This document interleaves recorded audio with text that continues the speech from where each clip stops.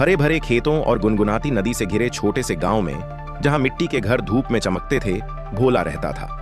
8 साल का भोला शरारती था, पर उसका दिल सोने का था। उसे हमेशा कुछ नया जानने की धुन सवार रहती थी। दोपहर की तपती धूप में स्कूल से लौटते हुए उसकी नजर जंगल के कोने में चमकते बीज पर पड़ी। एक हल्की नीली आभा उस छोटे से दाने से फूट रही थी, जैसे किसी तारे का टुकड़ा जमीन पर आ गिरा हो। भोला ने उसे लपक कर उठाया। उसकी हथेली में वह बीज एक गर्म धड़कन की तरह महसूस हुआ। अगली सुबह जब सूरज की किरणें पत्तों से छनकर आंगन में नाच रही थीं, भोला की आंखें फटी रह गईं। जहां उसने बीज बोया था वहां एक पेड़ाच खद्दा था। उसकी पत्तियां पन्ने सी हरी थीं और तना चांदी सा चमक रहा था। नमस्ते छोटे दोस्त, पेड़ की आवाज आई, जैसे हवा में बांसुरी बज उठी हो। तुम्हारी जिज्ञासा ने मुझे जीवन दिया है, भोला हकलाया।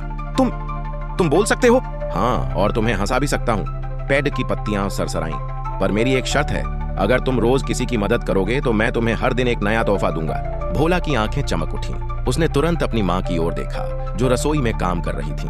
माँ, आज मैं बर्तन धोऊंगा, भोला चिल्लाया। माँ मुस्कुराई। अरे वाह, मेरे बेटे को क्या हो गया आज? शाम को जब भोला आंगन में लौटा तो पेडी डीएच की एक टहनी से एक चमचमाती चॉकलेट लटक रही थी। अगले दिन उसने पड़ोस की बूढ़ी दादी अम्मा के लिए नदी से पानी भरा। उनकी झुर्रीदार उंगलियों ने भोला के गाल थपथपाए। भगवान भला करे बेटा, दादी अम्मा की आवाज में प्यार था। तुम्हारे जैसी मदद करने वाला बच्चा मैंने आज तक नहीं देखा। उस रात पेडेच ने उसे रंग बिरंगी पेंसिलें दी। राजू, भोला का सबसे अच्छा दोस्त, अक्सर स्कूल का बस्ता उठाना भूल जाता था। राजू, आज मैं तेरा बस्ता उठाऊंगा, भोला ने कहा। राजू को हैरानी हुई। राजू हंसा। क्या बात है भोला, आज तो तू बहुत नेक बन गया है। पेडेच ने उस रात एक गाना बजाने वाला खिलौना दिया, जिसकी धुन से पूरा आंगन गूंज उठा। गांव वाले भोला के इस बदले हुए रूप को देखकर खुश थे। एक दिन आसमान में घने काले बादल छा गए। हवा इतनी तेज चलने लगी कि मिट्टी के घरों की छतें कांप उठीं। बिजली कड़कती, बादल गरजते। धड्ढाम! एक जोरदार आवाज आई। भोला ने देखा, जादुई पेड़ का तना एक तरफ झुक रहा था, जैसे वह जमीन में समा जाएगा। मेरा पेड़! भोला चिल्लाया। उसकी आंखों में आंसू थे। राजू दौड़ता हुआ आया। भोला, हमें कुछ करना होगा। गांव के लोग अपने घरों में दुबके थे, पर भोला और राजू ने हिम्मत नहीं हारी। वे पास से मोटी रस्सियां ले आए। पकड़ दो इसे, जोर लगाओ, भोला चिल्लाया। उसने और राजू ने मिलकर पेडेच को सहारा देने की कोशिश की।